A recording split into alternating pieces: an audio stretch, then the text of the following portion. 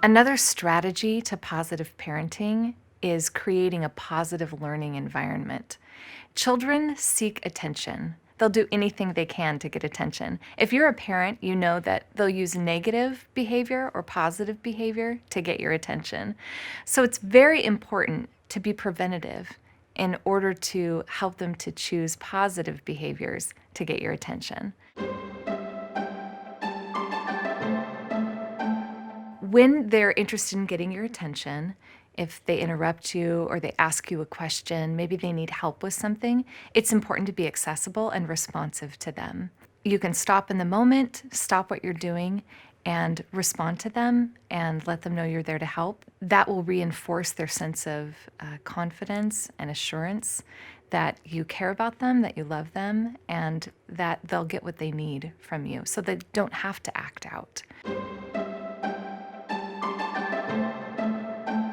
When you're giving your children attention, it's important to think quality, not quantity.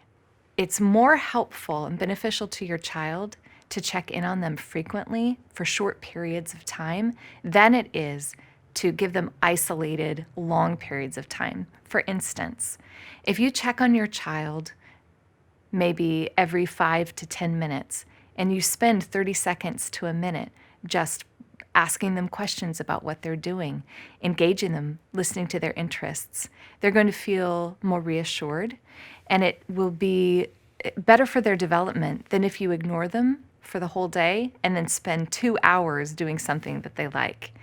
Being in the same room as your child isn't the same thing as giving them attention. What are you using? Do you have a phone in your hand? Are you being distracted by it? Are you kind of half listening to what they're saying?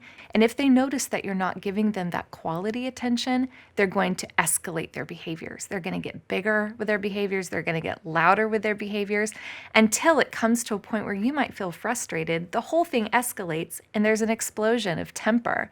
So it's important when you're giving them that attention, put your phone down, zero in on what they're doing, give them eye contact, give them smiles, give them verbal feedback, talk to them about what they're doing, ask them questions, and they're going to get what they need in that. That's the attention that will help them grow and develop. If a child is doing something that you want them to do and you praise them for it, they're more likely to do it again. You might have a child who's playing well for 30 minutes on their own, being creative with the toys that they have, fully engaging, sharing with their siblings.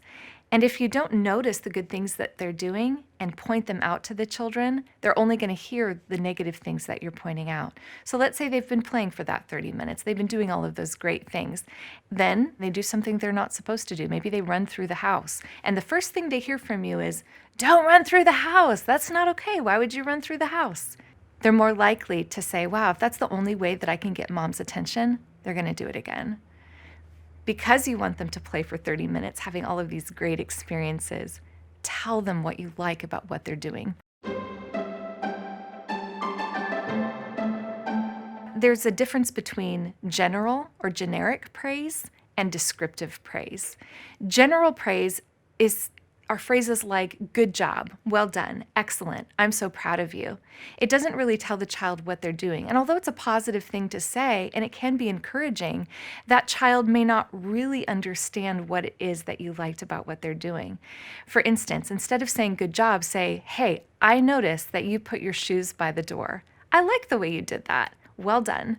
There's also an extra special way to tell them what you like about what they're doing. It's called positive descriptive acknowledgement, acknowledging what they've done. So if your child is playing for 30 minutes by themselves and doing well to keep their space safe and share with the people around them, or just using their toys well, acknowledge what they're doing.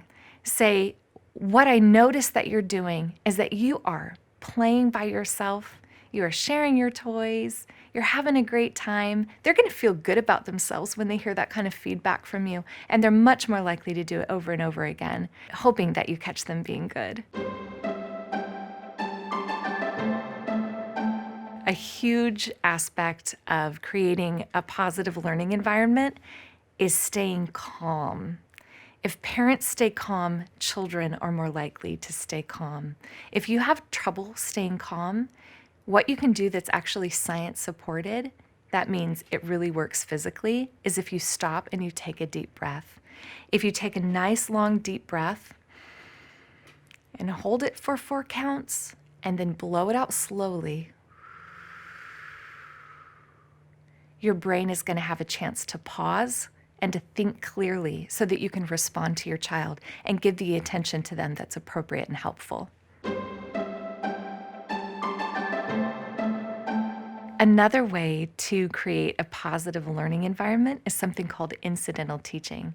It's helpful to support children in learning to think for themselves. So if they come to you with a question, instead of just answering it, encourage them to think through that question.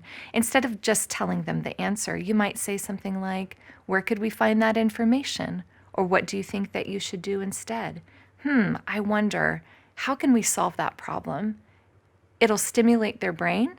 They'll have all sorts of thoughts about problem solving, what they should do next, and then you can kind of guide them through the process of resolving their issue. Another way to provide support to your child, to nurture them, is to show physical affection to them.